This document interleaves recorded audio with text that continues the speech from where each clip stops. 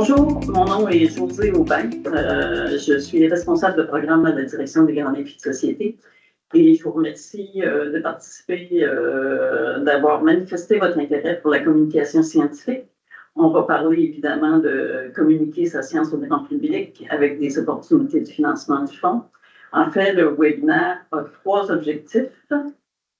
Celui, bien sûr, de vous donner l'occasion d'en connaître davantage sur la communication scientifique.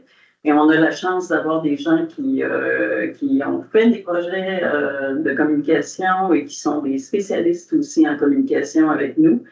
On veut vous faire évidemment connaître les opportunités de soutien du FRQ et vous outiller d'une certaine façon dans la préparation d'une demande. On va commencer à répondre à la question pourquoi le fonds promouvoir en fait la communication scientifique. Bien sûr, on veut promouvoir le rapprochement entre science et société. C'est vraiment une volonté du Fonds de recherche du Québec de reconnaître l'engagement de la communauté de recherche dans le cadre de ces activités-là. Et ça permet évidemment de stimuler, valoriser et rendre la recherche accessible à tous. Il y a des avantages aussi pour les gens qui s'impliquent à faire ce type d'activité-là, entre autres, puis c'est des avantages qui ne sont peut-être pas évidents de prime abord, en plus d'avoir le plaisir de voir sa recherche enrichie par le contact avec le public. Ça permet d'acquérir des compétences qui vont faciliter les collaborations qui sont basées sur des croisements de savoir, de recherche interdisciplinaire, intersectorielle, etc., apprendre à parler les uns avec les autres. Et ça permet aussi de développer des compétences qui peuvent ouvrir des horizons insoupçonnés. Et je vous donne un exemple, celui du conseil scientifique où d'être capable de communiquer la science est extrêmement important. Et au Fonds de recherche, juste pour faire une petite promo, on a un programme de scientifiques en résidence qui permet à des gens qui terminent un PhD d'aller vivre une expérience en conseil scientifique, que ce soit dans une délégation hors Québec, voire dans un autre pays, dans un ministère, dans une ville ou dans une organisation publique. Il y a un balado, si vous voulez en savoir plus, qui a été fait par Papa PhD, David Mendez, qui est avec nous. Vous allez voir des codes QR tout au long de la présentation. Inquiétez-vous pas, la présentation va être rendue disponible, mais si vous êtes curieuse, allez voir ça, puis ça va aussi vous donner accès aux mandats qui sont disponibles pour le scientifique en résidence. Donc, c'est un peu le pourquoi. Maintenant, on passe au pour qui. Puis là, j'ai pris la définition qu'on retrouve directement dans les règles du programme pour vous faire comprendre à qui c'est destiné la communication grand public. Bien sûr, on pense grand public, citoyens, citoyennes, mais ça peut être des personnes et des familles de différents secteurs de la population, les différents segments de la population, groupes d'âge, milieux socio-économiques spécifiques, origine ethnoculturelle, des groupes d'intérêt, etc. Donc, c'est pas juste grand public, ça peut être un peu plus précis. Évidemment, ça s'adresse pour aller dialoguer ou parler ou présenter la recherche à des gens qui s'intéressent à des questions en lien avec la science, avec la recherche et avec la démarche scientifique. Ça représente quoi le soutien du FRQ au programme de communication scientifique?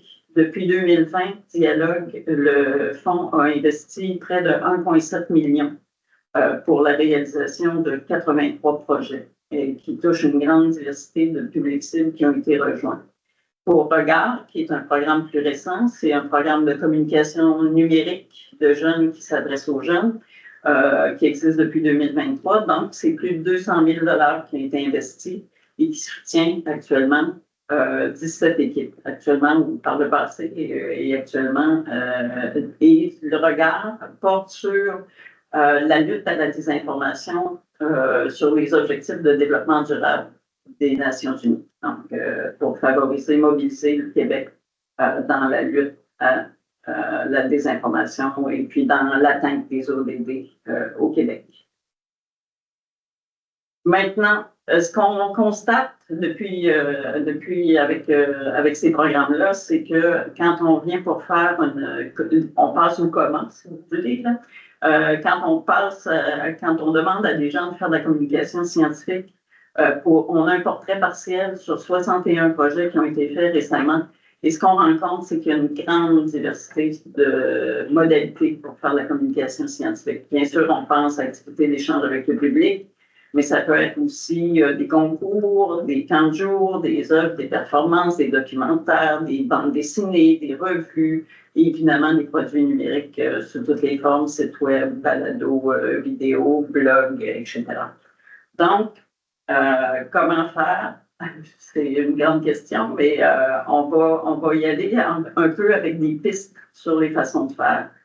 Comment passer, autrement dit, de l'idée à la réalisation. Et la première des choses à laquelle on peut penser, c'est d'avoir une formation. Puis ce que je vous parle là, ce sont des subventions accordées, les octrois accordés par le fonds qui permettent de soutenir ce genre d'activité-là. Donc, formation.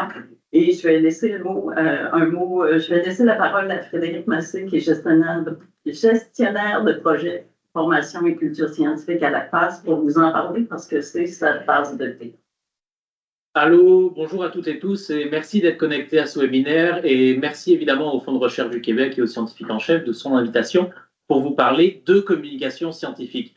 Alors, on pourrait s'en parler pendant 3 heures, mais comme on n'a pas beaucoup de temps, le mot-clé, effectivement, ça va être formation pour vous. Vous souhaitez mener une initiative qui va vous permettre d'engager un dialogue sciences et société, et vous allez pouvoir, de cette manière, œuvrer en direction d'un rapprochement entre vos travaux de recherche et le public que vous allez cibler. Vous saurez mener des projets de vulgarisation à l'audio sans avoir besoin de la vidéo et vous allez devoir vous adapter en cours de route à toutes circonstances. C'est aussi ça quand on mène un projet de vulgarisation. Et pour pouvoir vous adapter, vous allez pouvoir être formé. Alors simplement, c'est le mot-clé. C'est que lorsque vous souhaitez mener des initiatives, vous pouvez bien entendu avoir accès à des ressources, à des formations. Et à ce titre, ce sera un plaisir pour l'ACFAS de vous accompagner dans le développement de vos compétences en communication scientifique. Comme José l'a mis sur la droite de la diapositive, vous avez des ateliers qui vous sont proposés par l'ACFAS les vendredis pour vous sensibiliser, vous informer et vous donner envie de pratiquer sur certains formats de vulgarisation. Bien sûr qu'il y a des accompagnements avec tout au long de l'année des temps pour vous afin de réaliser vos projets comme prendre part l'école l'été en communication scientifique. Et j'ai vu que certains parmi vous connectés aujourd'hui sont déjà dans cette action. Donc, c'est un moyen pour vous de pratiquer, de vous lancer, de vous essayer. Bien évidemment, des actions comme les journées de la relève en recherche, si vous êtes du côté de l'université de Sherbrooke ou même dans une autre université, bien peut-être que cette semaine, vous allez vous retrouver à l'université de Sherbrooke pour les journées de la relève en recherche. Bref, plein d'actions qui vous sont proposées. N'hésitez pas à revenir vers José ou même vers l'ACFAS pour vous permettre d'être accompagné dans le développement de vos compétences. Et on va reparler dans un instant d'un autre support, une autre plateforme qui est à votre disposition pour cela. La deuxième chose pour passer de l'idée à la réalisation, c'est vraiment la question de l'accompagnement. Vous faire accompagner dans la réalisation, dans la conception, dans la réalisation, mais aussi dans la diffusion de votre projet. Donc, pour la diapo que j'ai, puis que vous ne voyez pas, en fait, présente quelques partenaires à qui vous pourriez vous associer pour vous accompagner là-dedans. Parler de science, c'est pas évident. On a besoin de formation, mais d'avoir des intermédiaires aussi, des médiateurs, c'est aussi quelque chose qui peut être très porteur. Je reprends. La liste des partenaires que j'ai mis là, ce sont des gens qui sont des partenaires du fonds, mais il y en existe beaucoup d'autres. Immerscience, il y a Impact scientifique, etc. Donc, n'hésitez pas à vous informer pour aller trouver des partenaires. On a un partenariat, entre autres, avec le Centre Déclic qui fait beaucoup de ce type de médiation-là. Je vous ai mis un code QR pour aller voir les pistes à explorer, mais ça, c'est des partenariats du fonds. Il y en a d'autres, il y en a beaucoup d'autres. Informez-vous, demandez à des gens qui œuvrent dans le secteur pour vous orienter, vous aider en fonction de vos besoins. C'est l'autre petit point aussi, c'est de s'outiller. Et je repasse la parole à Frédéric. Merci José. Effectivement, on peut vous convier à des activités de formation, mais vous pouvez aussi de votre côté avoir accès à des ressources qui vous semblent intéressantes, comme vous auto-former. C'est ce que vous propose notamment la plateforme Raccourci, qui vous propose des astuces et qui a répertorié pour vous énormément de ressources sur différents sujets. Par exemple, si vous souhaitez mener un projet de culture scientifique à dimension participative, citoyenne, vous aurez des contenus sur la plateforme Raccourci avec des choses qui se veulent toujours très concrètes. Sur Raccourci, des astuces dans le concret, dans le clair, dans le concis. Puis là encore, n'hésitez pas à prendre contact avec les personnes qui sont derrière la plateforme. C'est l'Agence universitaire de la francophonie et l'ACFAS. Alors, vous reviendrez comme ça vers nous pour avoir accès à davantage peut-être d'informations. Mais c'est vraiment quelque chose qui est en libre accès, qui est gratuit pour vous et qui se veut très rapide. Des contenus qui sont à lire en quelques minutes, des vidéos de 3-4 minutes aussi pour vous donner des conseils. Si vous souhaitez, par exemple, faire une vidéo de vulgarisation de vos travaux de recherche, vous avez Viviane Lalande, Syllabus, qui vous partage des conseils en vidéo sur comment faire une vidéo. Donc, c'est l'occasion pour vous d'avoir vraiment des éléments très concrets pour réaliser vos supports de vulgarisation scientifique. Et si vous êtes accompagné, pour les personnes qui font partie de Prendre part à l'école d'été en communication scientifique, vos accompagnatrices, vos accompagnateurs peuvent là aussi finalement être de très bons supports, vous apporter les ressources et être là pour vous aider à réaliser votre projet. Merci Frédéric. Donc, j'en profite pour faire un petit point d'information. On ne s'attend pas à ce que les gens soient déjà formés pour faire une demande. On ne s'attend pas à ce qu'ils connaissent déjà tout de la communication scientifique. On veut intéresser d'ailleurs des gens qui n'en font pas à participer à nos programmes. Comme je le répète, les octrois qui sont accordés, vous pouvez utiliser des sommes de ces octrois-là pour vous former, puis pour vous faire accompagner. C'est vraiment prévu dans l'octroi. Donc, vous n'avez pas besoin d'être un grand expert. J'en étais à Raccourci avec cette possibilité pour vous d'avoir accès à des informations en ligne quand vous le souhaitez. Il y a également sur Raccourci une section parcours. C'est comme finalement un cours pour vous. Vous allez pouvoir vous auto-former pour communiquer vos travaux de recherche à d'autres publics que vos pairs, que finalement vos collègues savantes et savants. Donc c'est pour vous l'occasion de commencer de vous intéresser à comment est-ce qu'on communique les sciences.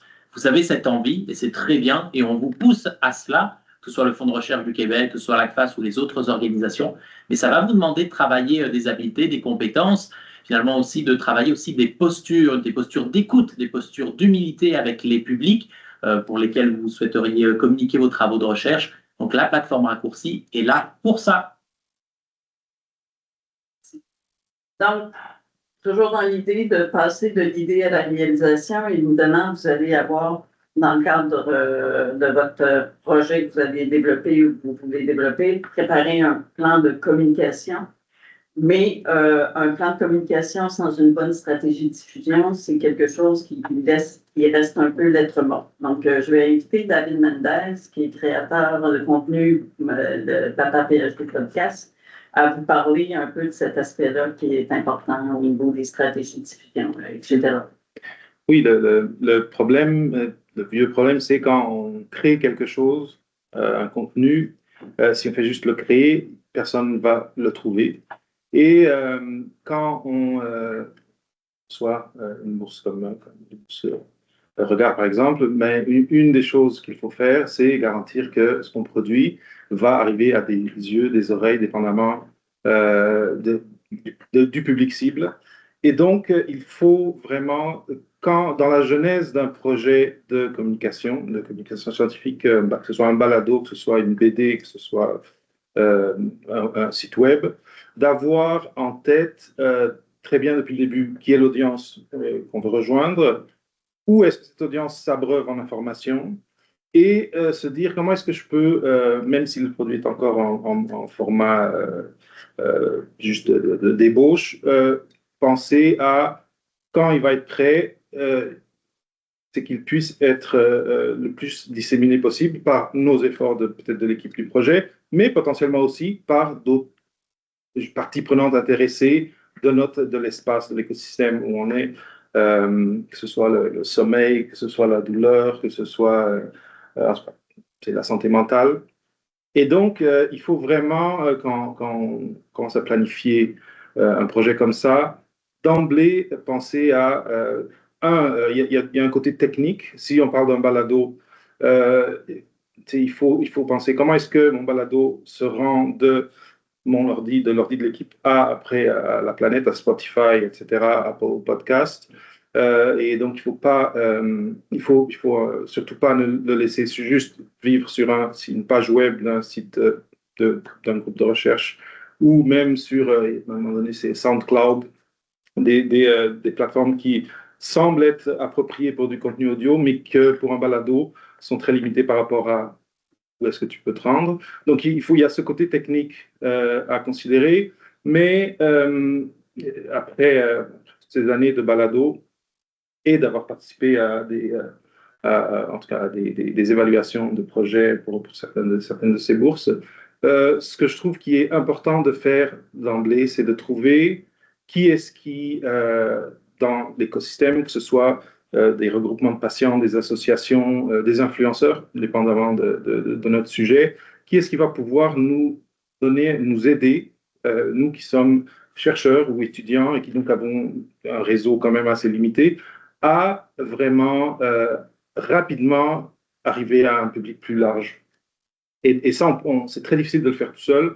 Comme je le dis, si on crée un contenu, par exemple numérique, et qu'on le place sur le web, les gens ne vont pas obligatoirement l'écouter. Donc, il y a ce côté qui est important de stratégiquement trouver quel partenariat, quelle partie prenante dans l'écosystème serait intéressée à disséminer ce contenu-là. Après, il y a aussi un côté technique, disons aussi, il faut soi-même, donc l'équipe, il faut aussi qu'elle fasse un travail de promotion active et sur le temps pour pour que les gens soient prêts à ce que le projet arrive. Donc, il faut faire une promotion avant, idéalement, et après, faire une promotion après sur les réseaux.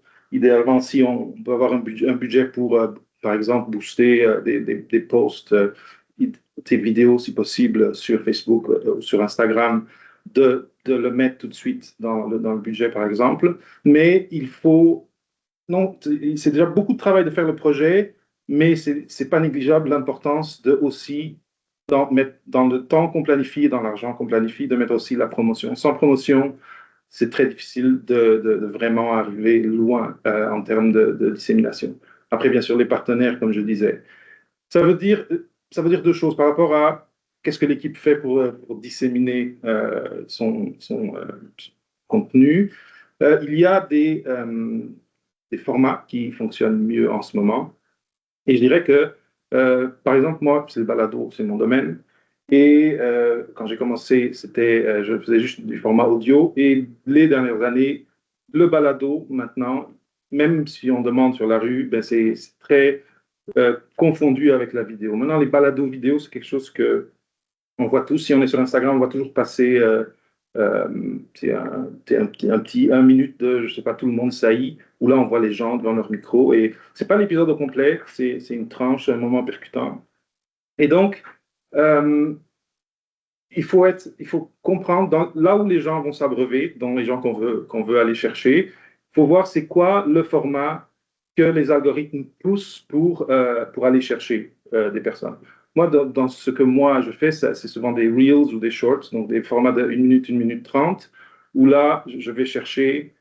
Moi, je tourne en même temps que j'enregistre mes épisodes, je suis aussi en train d'enregistrer la vidéo. Et là, comme je disais, je vais chercher un moment clé et je crée des contenus de 1 minute 30 que je peux mettre sur YouTube, que je peux mettre sur les différentes plateformes, Instagram, et que l'algorithme pousse, aussitôt que tu le télécharges, pousse vers l'audience. Et là, après, il y en a qui pognent, il y en a qui ne pognent pas, mais ça, c'est comme ça, c'est un jeu. Mais il faut aussi se dire qu'il va falloir allouer du temps, donc des personnes, à promouvoir le produit. Sinon, même chose, le contenu. Sinon, même chose, c'est limité où est-ce qu'on peut se rendre. Et, et donc, c'est ça, c'est du temps, c'est de l'argent, c'est des outils. Il y a des outils aujourd'hui de plus en plus qui facilitent de se rendre à un reel qui a de l'allure avec des sous-titres jolis, etc. J'en parlais avec Rémi hier. Ça s'appelle The Script, qui permet de quand même, avec l'audio, avec la vidéo, de trouver son morceau et d'arriver tout seul, donc à une personne, d'arriver au résultat final quand même correct. Puis c'est plaisant puis qui peut marcher. David, Oui. Merci beaucoup, Oui. beaucoup de détails. Je vous dis aussi que nos titulaires d'octroi, on fait une rencontre avec eux pour rediscuter de tout ça, là, comment faire la promotion, comment anticiper quels médias sociaux, des choses comme ça. L'idée, c'est que dans votre demande de financement, vous ayez déjà pris en compte la stratégie de diffusion. Et donc, pensez à réserver un budget pour la promotion, des choses comme ça. Maintenant, on va aller directement dans les programmes comme tels, et puis on va commencer par le programme Dialogue. Dialogue, donc il y a 2 volets, le volet chercheurs et chercheuses et le volet relève étudiante. Pour le volet chercheurs et chercheuses, c'est un 40 000 $ pour un 18 mois qui est accordé. Evelyne Touchette va vous en parler dans 2 petites minutes. Le volet relève étudiante, ça s'adresse aux étudiants de 2e, 3e cycle et les stagiaires postdoctoraux, incluant ceux qui sont en formation de recherche post-diplôme professionnel. Et les dates limites des concours approchent bientôt, 14 novembre pour la pré-demande pour les chercheurs et 7 novembre pour la relève étudiante pour la pré-demande. Ceux qui vont être retenus à la pré-demande vont être invités à déposer une demande complète au mois de février. Donc, je laisse Evelyne vous témoigner de son expérience avec le programme. Merci, Josée. C'est ça, Evelyne Touchette, professeure au département de psychoéducation à l'UQTR Campus Québec. Écoutez, moi, j'ai une expérience au programme Dialogue. J'ai été récipiendaire en 2021 pour la première cuvée, ou en tout cas la deuxième, peut-être potentiellement, je pense que la deuxième cuvée. Vraiment toute une expérience. Moi, c'était un site Internet qui a été co-construit avec les parents. Donc, on était vraiment issus d'un dialogue avec le public cible qui était vraiment les parents d'enfants 0-5 ans. On sait que le sommeil est de plus en plus un enjeu pour les parents. Puis en même temps, on était pendant la pandémie. Donc, j'avais un souci d'aller outiller un peu les parents qui avaient toutes sortes de questions par rapport au sommeil, où certaines familles étaient enclavées, ou en tout cas se posaient beaucoup de questions à savoir comment finalement ménager le sommeil pour l'enfant pour que la famille puisse aller mieux au niveau du sommeil, puis évidemment avoir après toutes sortes de répercussions sur le fonctionnement familial. Donc, c'est un projet qui est encore en développement. Donc, c'est vraiment le projet Dialogue m'a permis de me propulser en tant que chercheur à ce niveau-là, puis d'obtenir d'autres subventions aussi qui peuvent éventuellement pérenniser le projet.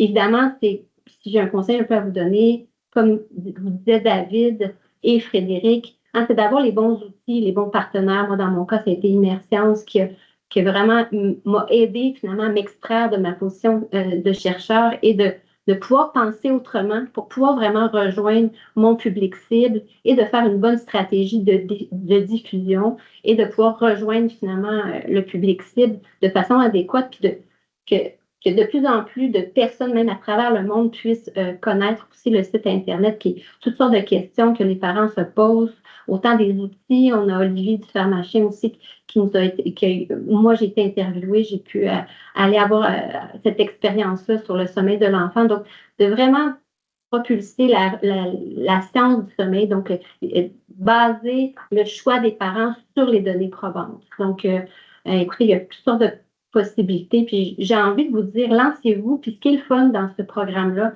c'est qu'une pré-demande. Donc, on vous donne les conseils, vous êtes vraiment accompagné. C'est rare que dans un projet de subvention, on a ce genre d'accompagnement-là.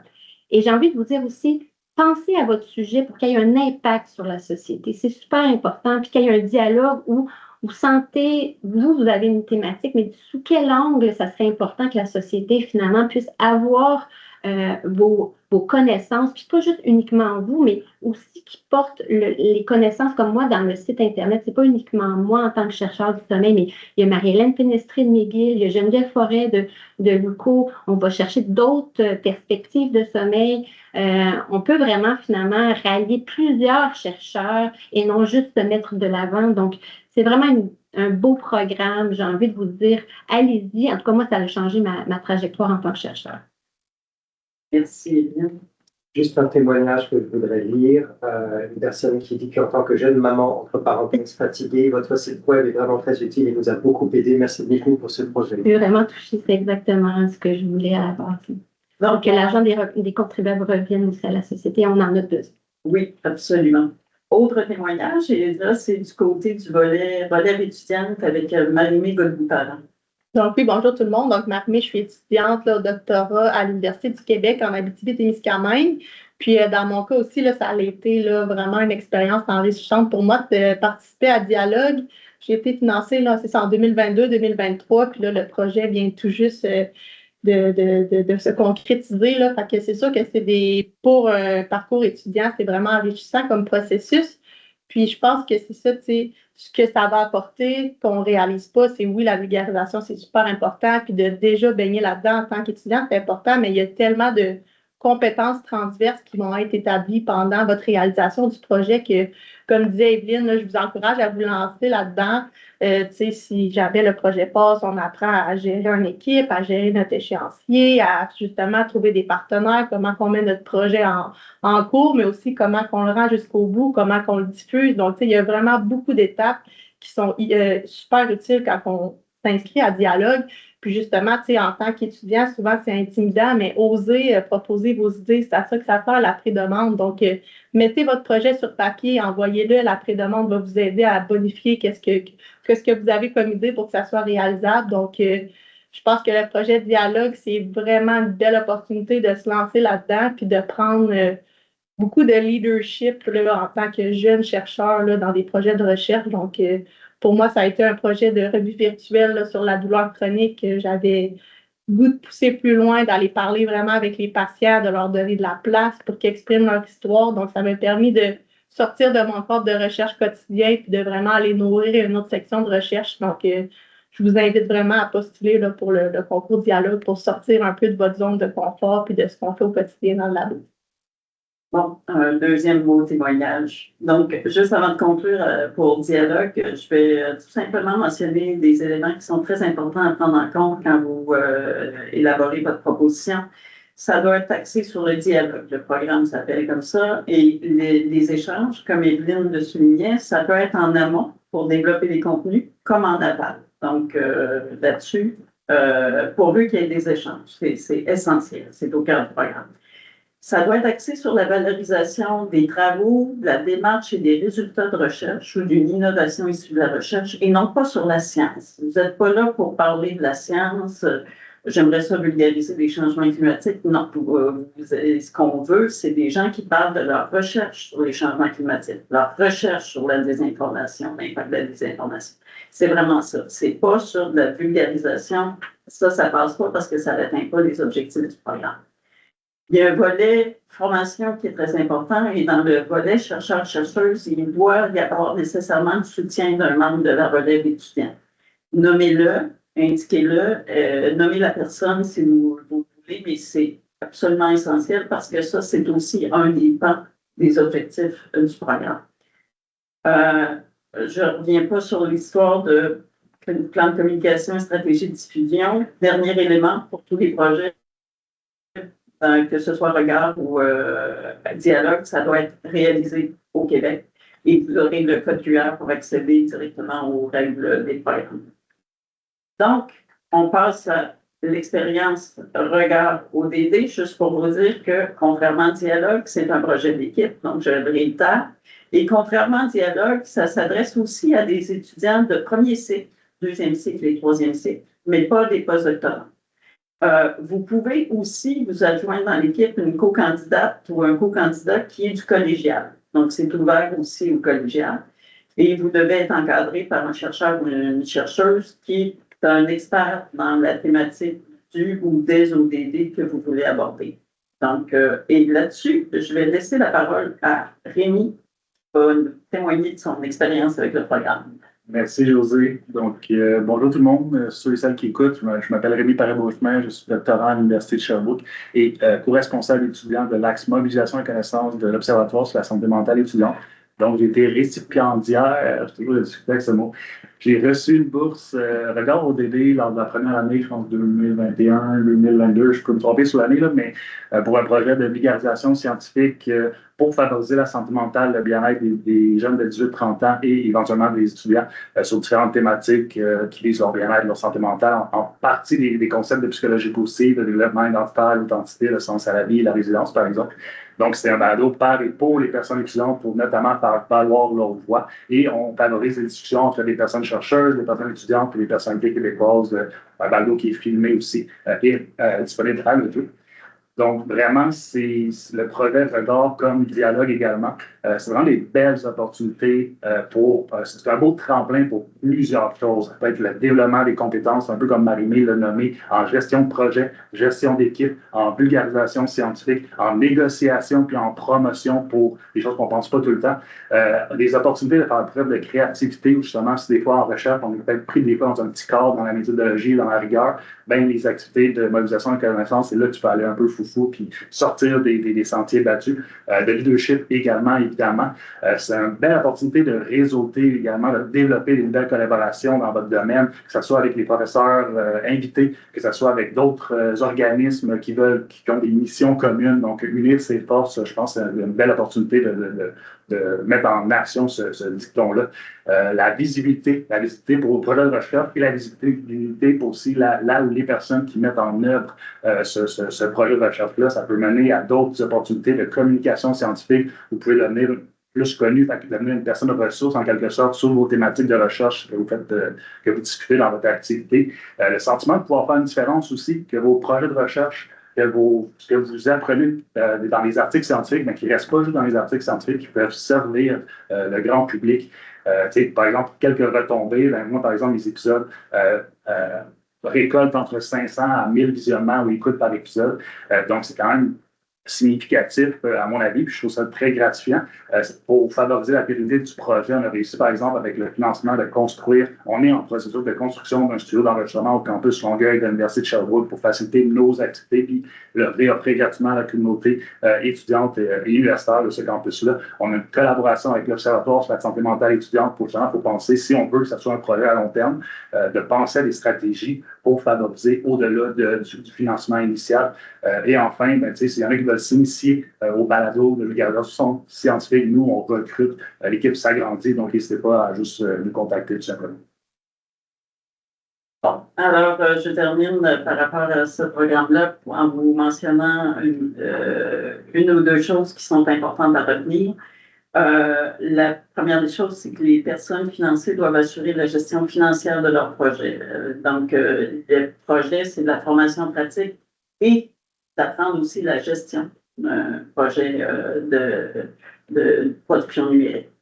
L'autre chose aussi, puis ça c'est vrai pour peu importe le volet, c'est que vous ne pouvez pas détenir simultanément un octroi regard et un octroi dialogue, y compris pour le volet chercheur-chercheuse. Donc, c'est mutuellement exclusif.